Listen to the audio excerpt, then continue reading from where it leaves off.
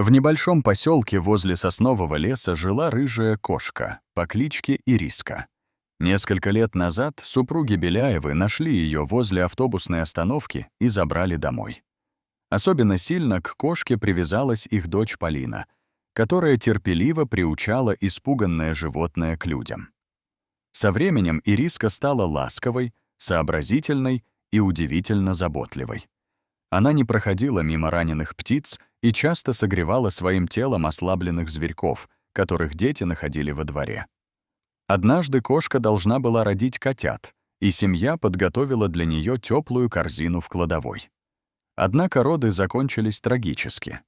Котята появились на свет нежизнеспособными. После этого Ириска изменилась. Она перестала играть, почти не ела и целыми днями лежала возле опустевшей корзины. Хозяева пытались отвлечь ее, но кошка словно продолжала ждать своих малышей. Через несколько дней Полина заметила, как Ириска перелезла через забор, а вскоре вернулась, держа в зубах крошечного черного щенка. Она осторожно положила его в корзину, вылезала и прижала к животу.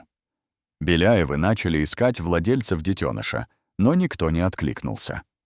На следующее утро кошка снова исчезла и принесла второго щенка. Затем появились еще двое. Ириска кормила малышей, согревала их и почти не отходила от корзины. Хозяева помогали ей, давая щенкам специальную смесь из бутылочки. Вскоре соседи стали подозревать, что кошка забирает детенышей у чужой собаки. Некоторые даже потребовали обратиться в службу по защите животных. Тогда Полина решила проследить за Ириской. Поздним вечером кошка направилась к заброшенному сараю за железнодорожной насыпью. Внутри девочка обнаружила истощенную бездомную собаку, лежавшую возле старых досок. Она недавно родила, но была настолько слаба, что не могла кормить детенышей. Рядом оставался последний щенок, который едва двигался. Стало ясно, что Ириска не похищала малышей, а переносила их в безопасное место, спасая от голода и холода.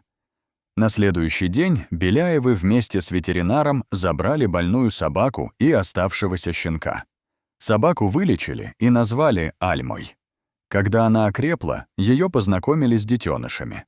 Ириска спокойно легла рядом и продолжила помогать ухаживать за ними.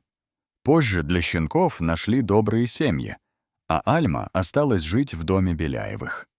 Кошка потеряла собственных котят, но ее материнская любовь не исчезла.